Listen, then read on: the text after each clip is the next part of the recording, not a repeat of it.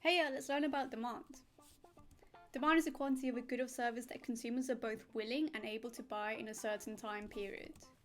You have to be willing and able. An individual demand curve is the demand of one person. So take Josh's demand for trainers.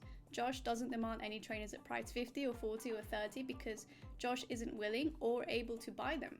But at price 20 and 10, Josh is able to buy 1 and 2 trainers respectively. You can draw an individual demand curve by plotting price and quantity demanded. Take a look at this. It has this downward slope, meaning that Josh wants to buy more the cheaper the price because he's more willing and more able. The market demand curve is the demand for all the consumers. So here, add up all the consumers, Josh, Marcella, Abil, and you get the market demand curve. Do this for every price. And then you can plot it, and it will again be downward sloping because consumers are more willing and able to buy the cheaper the price. The market wants and can pay for 1 pair of trainers at price 50. The market wants 5 pairs of trainers at price 50 and can pay for them, so that's the demand. Did you know that demand curves can shift? They can shift left, indicating that there's less willingness and ability to demand at each price.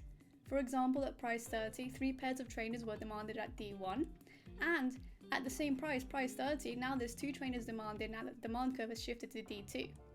A shift right means that there is more willingness and ability to demand at each price. So again, at price 30, there are 3 trainers originally at D1, and at D2, at price 30, there's more. People want to buy 4 trainers. Shifts on demand are caused by past ICE factors: population, advertising, substitute price, tastes, income, complements, and expectations.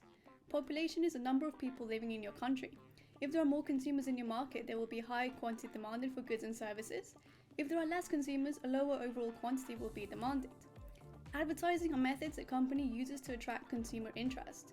This can help make consumers more aware of the product, therefore increasing willingness to demand and quantity demanded if successful. Substitutes are goods that are similar to the one being used, or salt. For example, if the price of a sugary drink increases, the price of another sugary drink, the demand for that won't actually increase because it's more expensive. What consumers like and dislike are tastes. If goods are popular and in fashion, people want more of it. Income influences your ability to pay, so that's really got a big ability to shift the demand for a product. But if it's a normal good, the higher the demand, the more quantity demanded. Inferior goods are goods that you actually demand less the higher your income, because you can afford other things. For example, instead of going to take a bus, you might instead drive your own personal car, because it's just a nicer experience going to work. Complements are goods that are usually purchased together with another good. For example, a mobile phone and a mobile phone charger. If the price of complement rises, the quantity demanded for the other is going to fall. Expectations are beliefs about the future. So if a water bottle is expected to decrease in price from £3 to £1, people might wait and they stop buying things right now, and they're waiting to see until the price of the water bottle falls to buy it later. Did you know you can also get movements along the demand curve? You can get a movement to the left, which means a contraction, and that's happened because it's more expensive. Consumers can afford that good less. You can get a movement down to the right, that means there's an expansion in demand. And demand curves are usually downward sloping. We call them inversely related price and quantity. If price increases, quantity demanded falls. If price decreases, quantity demanded increases. This is called the law of demand. There's a negative causal relationship. That's a really good word. Between the price of the good and demand, ceteris paribus, holding all other factors constant.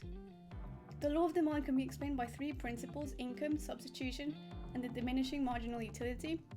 Income effect is when prices change, consumers can afford it more or less, as their purchasing power and their real income changes. Substitution effect is when prices switch, consumers actually switch to competitor products. For example, if violins increase in price from P3 to P4, those willing to actually start learning a new instrument might instead start learning the flute.